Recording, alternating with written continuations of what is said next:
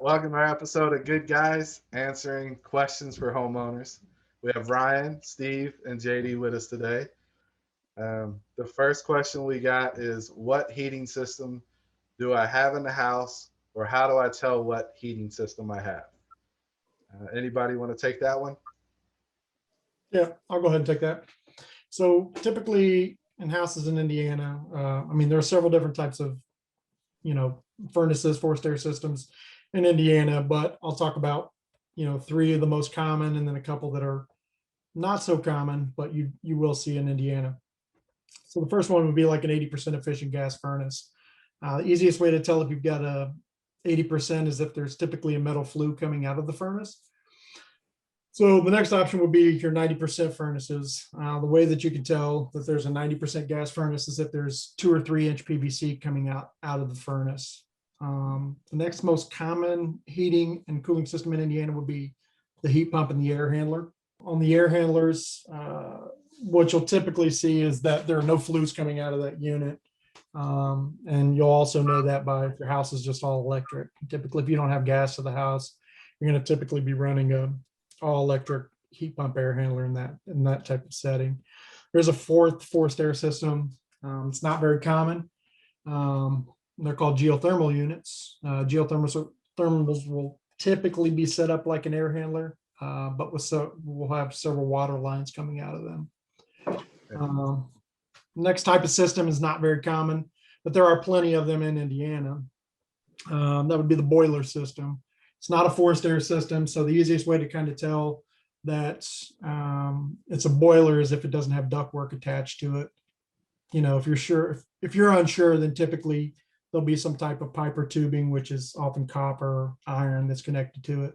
So, and again, like I said, there's typically no ductwork attached to that system. So, you as a technician, does it matter? Typically, no, as a technician, it doesn't matter. But typically you find that 80% gas furnaces are typically the easiest ones to work on. Kind of a base system, just depending. Not too many bells and whistles to them. They do the job.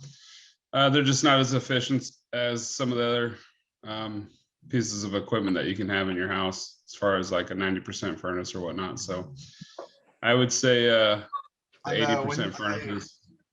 Like an 80 or 90% furnace, like what's that mean? Like, so basically, the best way that I explain it is you are getting, so you put 100% of your gas into that furnace, you're only using 80% of that. There, 20% is going up and out the flue. So on your high efficiency gas furnaces, they can go all the way up to 97 to 98% efficient. So the best way, gas mileage, you could say it that way. You're only losing 3 to 2% of your gas out that flue, heat out that flue. The rest of it's going inside that home. So, yeah, so like on the 80%, if you spend $100 in gas, $20 of it went up the flue, right? Versus the correct. 2 or 3. Yeah, cents or $2. Yeah, sorry. Absolutely. Which heating system is best for a house? It depends on what you have. If you have gas, the 90% plus, it's probably going to be the best. You have the same problem I do. We live in all electric houses, right? Yep. Do we prefer electric or gas? I would prefer gas. Yeah. But in all electric settings, honestly, the higher the SEER, the rating, the better. Variable speed or communicating equipment it's going to be your best bet if you have an all electric home. When it comes down to 90% efficient gas furnaces, obviously, those are going to be, you're going to save the most money by having multi-stage units. So, hopefully that answered that question. Actually, we got 2 questions out of there. The other question we have is, how does the humidity affect the home comfort? Anybody got thoughts on those? it depends on, I guess, what you're talking about as far as humidity during the summer or humidity during the winter. Right. So let's talk about humidity being good or bad for the home. I guess that depends on what season you're in. So if we're talking Yeah. about humidity in the winter, then that's a good thing. Adding a humidifier to a home can, create significant comfort and potentially lower your utility bills. So houses that are more humid in the winter typically can keep their houses a little cooler, just because the humidity helps us feel warmer at a lower set temperature. We're talking about humidity in the summer, that's no bueno. So humidity is typically controlled by running the air conditioning system. So I always recommend to keep the house at least 74 degrees during the summer. Any higher than that, and then typically the AC has a hard time removing humidity from the air. So, there are customers that add whole home ducted dehumidifiers. It's a good way to remove excess humidity from the house. Well, in the Also, Go ahead. wintertime, how do I know I got low humidity in the house? What's some of the signs that people usually see? Static electricity on carpet, typically. Dryer skin. Dry skin, yeah. Right, itchy skin. Trim could be pulling away from the walls. Yeah, floor, Yeah. wood floors start to get,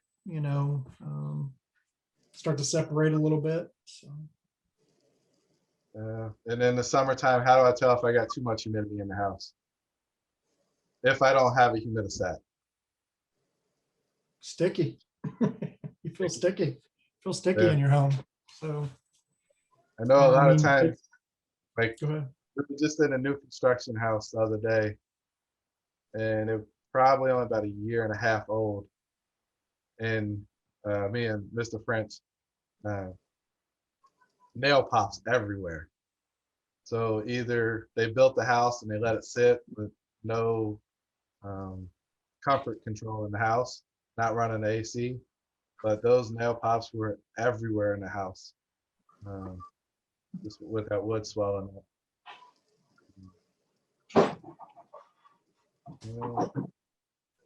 Let's see. Any other thoughts on humidity?